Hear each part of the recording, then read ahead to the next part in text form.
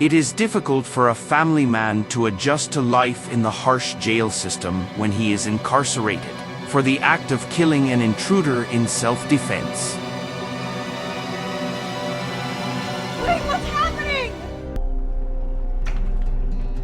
Wade Porter, played by Stephen Dorff, is a family guy who is living the American dream with his fiancée Laura, played by Marisol Nichols, and their son Michael. Wade has recently obtained a loan to let his company expand, and they are planning to get married.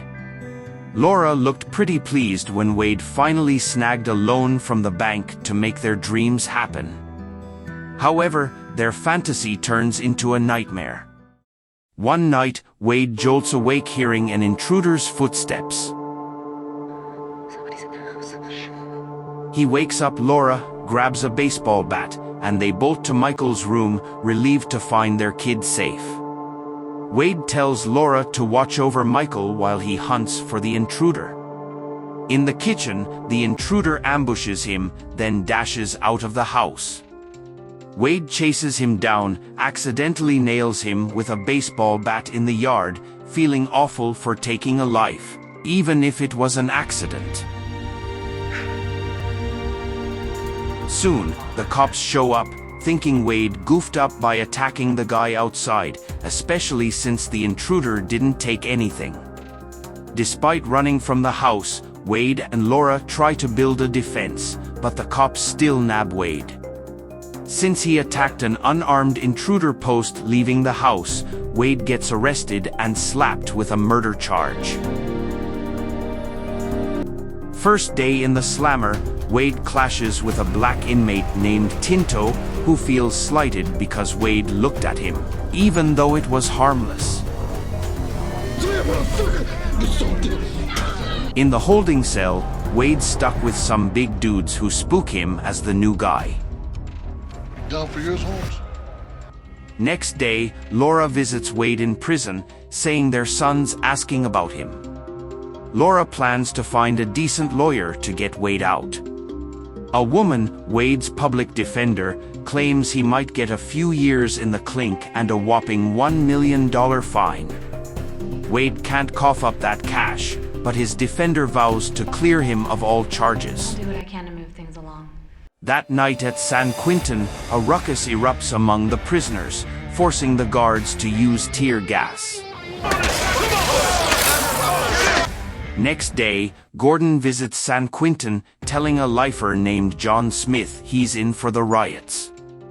John doesn't care, just wants to celebrate his late daughter's birthday, indifferent to life after avenging his family's killers. Transferring to Wade, his defender pops in again, suggesting he admits guilt for leniency and a fine. Wade, with no choice, agrees for a reduced 3-year sentence for involuntary manslaughter. Supporter. On the way to prison, Jake, sitting behind Wade, warns about a dangerous dude named Danny Sampson. Shortly after, Sampson stabs a prisoner and hands the bloody knife to Jake. Panicking, Jake hides the knife under Wade's chair, threatening him to stay quiet or face Sampson's wrath. Result?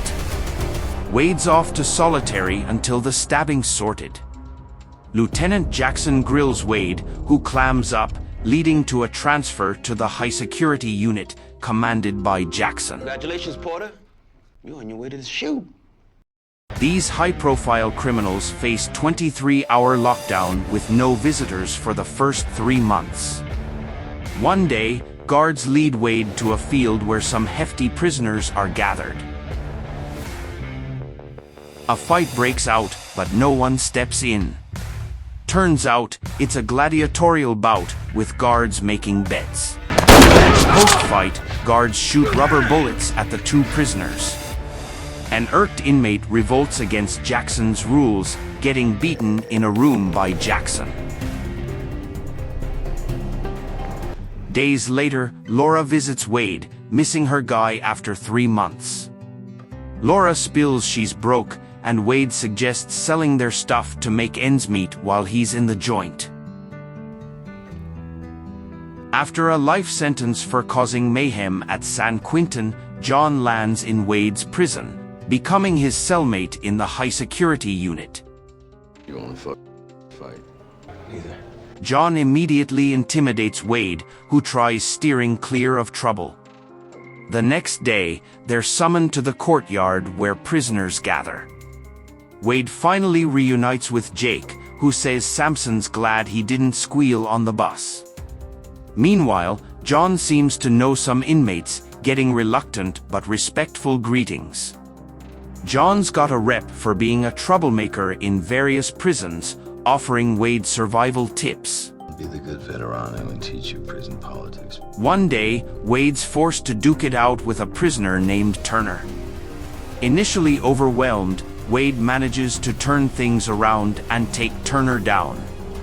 A young officer named Collins was almost about to shoot Wade with a rubber bullet when Lieutenant Jackson stepped in. Instead, Jackson ordered Collins to shoot Turner. Because Collins seemed unsure, Lieutenant Jackson took matters into his own hands, grabbing his rifle and firing at Turner. Why'd they shoot that guy with a rifle? Wade questioned Lieutenant Jackson's odd move of shooting Turner instead of him. John, in his usual easygoing manner, said that guards make the rules in prison, and they can act however they want. One day, an investigator named Hammond swung by the prison for a routine check. He wondered why there were still so many fights under Lieutenant Jackson's watch. To dodge suspicion, Lieutenant Jackson tried convincing Hammond that he had everything under control and was working hard to reduce fights among the prisoners. Laura paid Wade another visit, this time bringing their son Michael. Michael was thrilled to meet his dad, whom he missed a lot. Laura spilled the beans that their money was gone and times were tough. Wade suggested they sell their house. He promised Laura that he'd make her and Michael happy once he's out because family is the most important thing in his life. You and Michael are what's important right now. After a visit from Laura and their son, Jake asked Wade to fight in the field battle. Since Wade refused, Jake ordered his men to beat him down. Let's check this mother.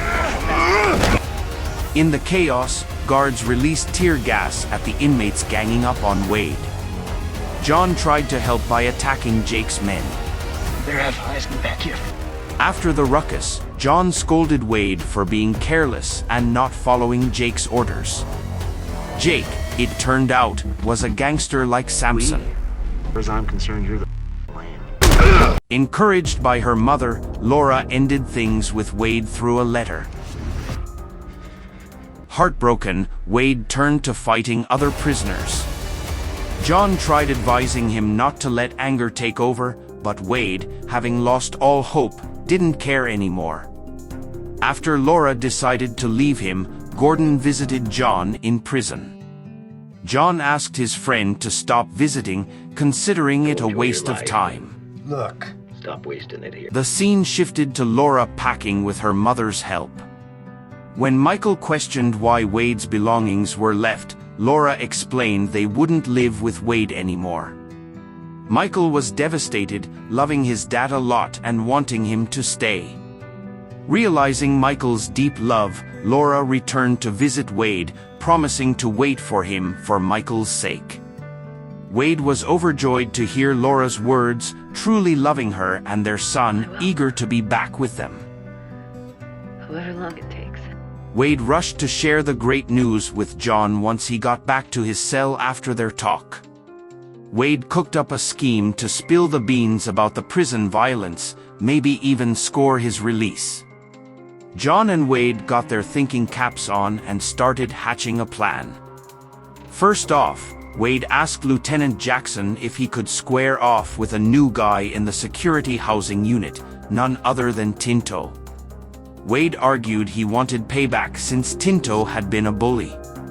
Lieutenant Jackson gave the green light for the fight, but with one condition: fight to the death. Didn't see that one coming. Meanwhile, Wade got Laura to meet Gordon because, according to John, Gordon could help uncover Lieutenant Jackson's oppression in the prison.